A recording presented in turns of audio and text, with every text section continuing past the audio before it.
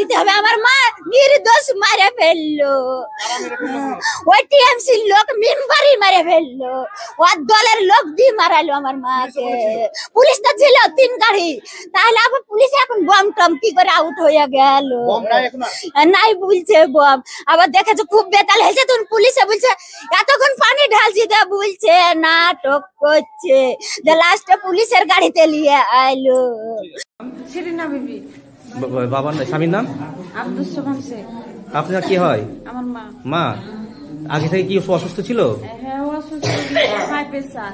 High pressure আর অন্য কোনো হার্টের কোনো রোগ ছিল না? হার্টের মুখে রক্ত উঠে, হ্যাঁ, ডাক্তার বলেছে যে প্রেসারের লেগে বলে উঠে।